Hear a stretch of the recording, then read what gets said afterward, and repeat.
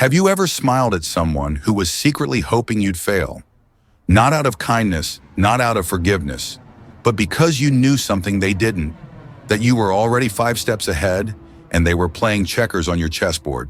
If that sounds cold good, because in the real world power doesn't always scream, sometimes it just smirks. We've been taught that if someone disrespects us, we should clap back. Raise our voices, prove them wrong. But let me ask you something deeper. What if not reacting is the most devastating move you can make? A smile isn't just a curve of the lips, it's a message. It tells your enemy, I see you, I know what you're doing, and it doesn't shake me. It's calm, composed, and utterly unsettling. See, when someone hates you, truly hates you, they're hoping for a fight. They want your attention, your energy. They want to feel like they matter in your world. And when you don't give them that satisfaction, it breaks something in them, because nothing infuriates a hater more than your peace. That's the beauty of the strategic smile. It isn't emotional, it's surgical. It removes their power without a single word. Think of it like this: your enemy expects fire. When you hand them stillness, it's disarming. They throw insults. You smile, they gossip behind your back. You smile, they try to trigger you, and you offer silence paired with that calm, unreadable grin. You're not ignoring them, you're outplaying them. That's not weakness, that's warfare. You see, a real threat isn't loud, it's unpredictable. When you smile in the face of hate, you become unreadable, and that makes you dangerous. People fear what they don't understand. And nothing is more confusing, more intimidating than a person who refuses to be rattled. So the next time someone tries to bait you into reacting, don't give them your fury, don't give them your time. Just give them the one thing they'll never know how to handle. A smile that says you never had control and you never will. They don't hate you because you're weak. They hate you because you stir something in them, something they can't control. And now they're waiting, watching, hoping you'll react, hoping you'll give them what they crave most: validation.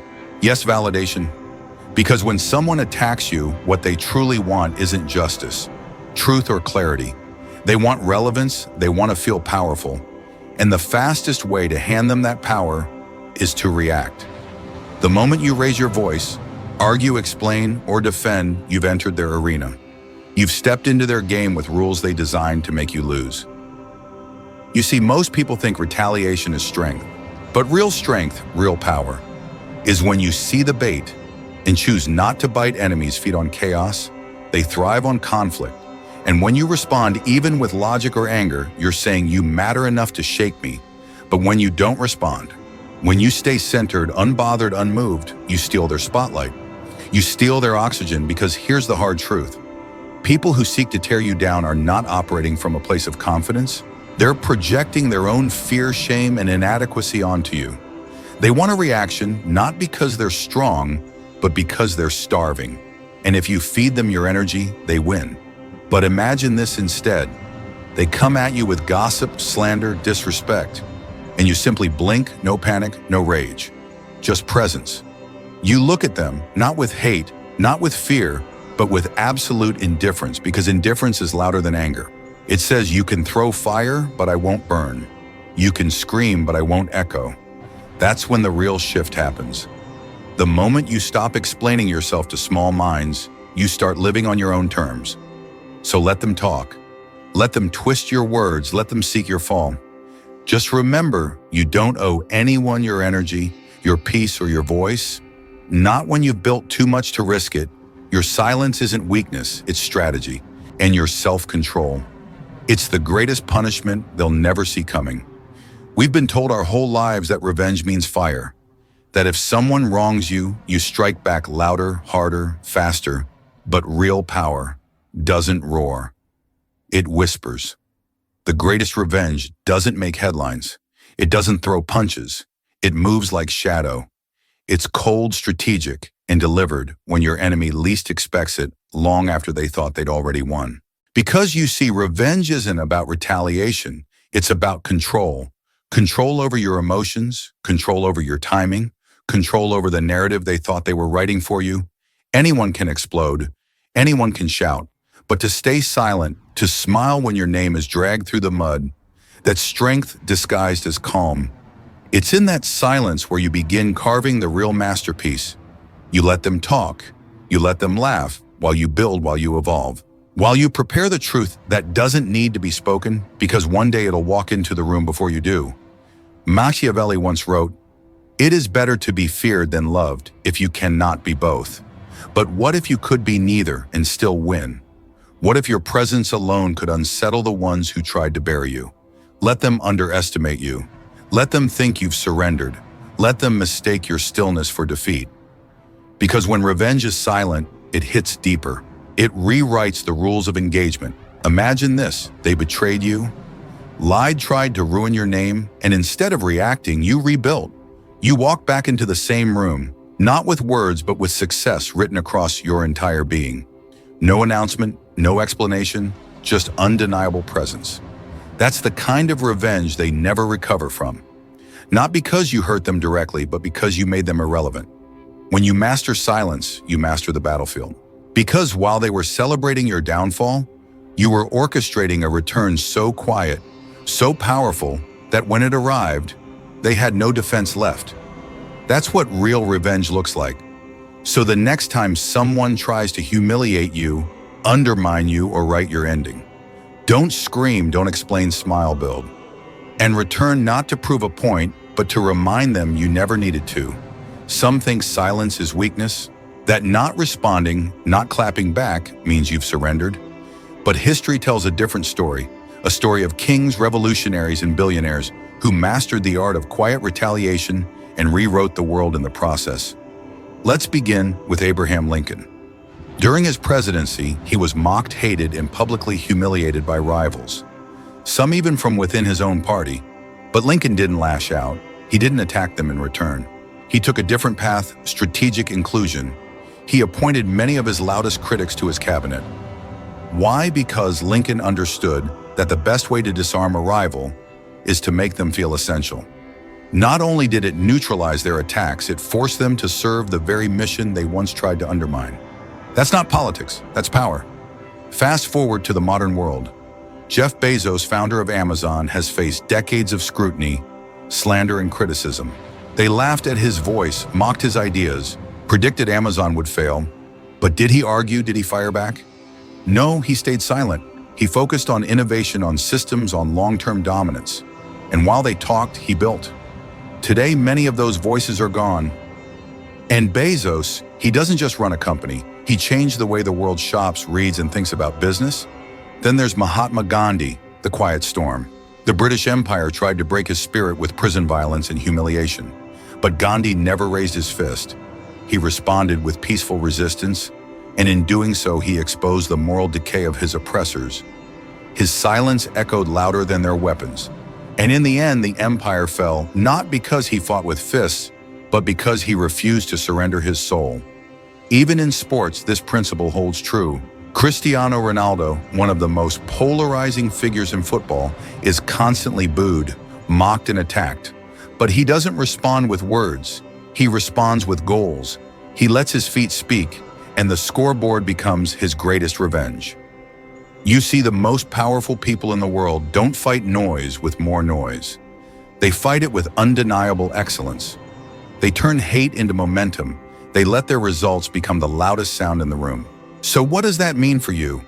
It means you don't need to defend your name. You don't need to explain your worth. Let your consistency be your counterattack. Let your growth be your response. Every time you stay calm while they expect rage, every time you smile when they expected tears, you follow the path of giants. So the next time you're under fire, pause. Think of Lincoln's grace, Bezos's focus, Gandhi's restraint, Ronaldo's silence. And ask yourself, do I want to react or do I want to win? Because the loudest legacy is often built in silence. And those who master it own the future. There's a smile that can shake a room, not the kind you flash for a photo, not the one you offer at a party, but the kind that rises slowly, almost imperceptibly, when someone tries to provoke you and fails. That smile, it's not joy, it's not amusement, it's control. It tells your opponent that you are untouched, unbothered, still standing while they've already lost emotional balance. Most people think power is loud. They think it comes from titles, money, or dominance. But real power, it shows up in moments of pressure where the average person would explode and the master simply smiles. Because here's what most people don't understand. The moment you react emotionally, you give your opponent a signal that they've gotten to you, that their words, their gossip, their bitterness landed. You become readable, predictable, weak, but a strategic smile. That's unreadable. It breaks the pattern. They throw a punch, but there's no fight. They launch an insult, but there's no echo, just silence. And a calm, composed face that unnerves them more than any words ever could. It's a paradox. How can someone smile when being attacked? How can someone remain calm in the face of chaos? And that's exactly the point. When you smile in moments where others would scream, you send a message that is louder than any outburst. You don't have power over me. It plants doubt. It forces them to question their approach. It makes them wonder, why didn't it work? And in that space of confusion, you win. Because you didn't just refuse to react, you flipped the dynamic. Now they're the ones rattled while you remain centered. Think of it like this. Your smile is a mirror. It reflects all their hate back onto themselves. It makes them sit in their own anger, alone. And nothing is more disarming than realizing your enemy isn't playing the game you designed. In the corporate world and politics, even in family conflict, the person who remains calm is the person who holds the room. They speak last, they speak less, but when they do, every word lands with weight. That's what your smile can become. Not an expression of happiness, but a symbol of mental sovereignty. So the next time someone comes at you with drama, manipulation, or venom, don't argue, don't defend, don't stoop. Just smile, let them wonder, let them spiral. Because when you master that smile, you no longer react to the storm. You become the stillness that outlasts it. Let me tell you something that most people never dare to admit. Hate is a gift, not the kind you open with joy, but the kind you unpack with wisdom. Because every time someone hates you, they are revealing something about themselves, not you. They're showing you where their insecurities live. They're handing you a map of their emotional weaknesses. And most importantly, they're giving you their energy. Hate is attention. Hate is focus. And if you're smart, if you're strategic, you can convert that negative current into fuel. You don't need to run from it. You don't even need to defend yourself against it. All you need to do is channel it. Redirect the heat towards something that grows. You strengthens, you sharpens you. Think about this. While they're obsessed with bringing you down, you're quietly building something they'll never understand because they're too distracted by your shadow to see your rise. You're living rent-free in their minds, and yet you're free. You're not anchored by them. You're elevated by their obsession. It's a strange irony, isn't it? That the very people who want to stop you end up becoming your greatest motivators. They think their words will destroy you, but their criticism becomes your mirror. Their doubts become your drive. Their attacks become the resistance you train against, like lifting heavier weights until your strength becomes undeniable. You become the storm they tried to run from. But this only works if you understand one crucial truth. Hatred only has power when you give it direction. If you internalize it, let it break you. It will.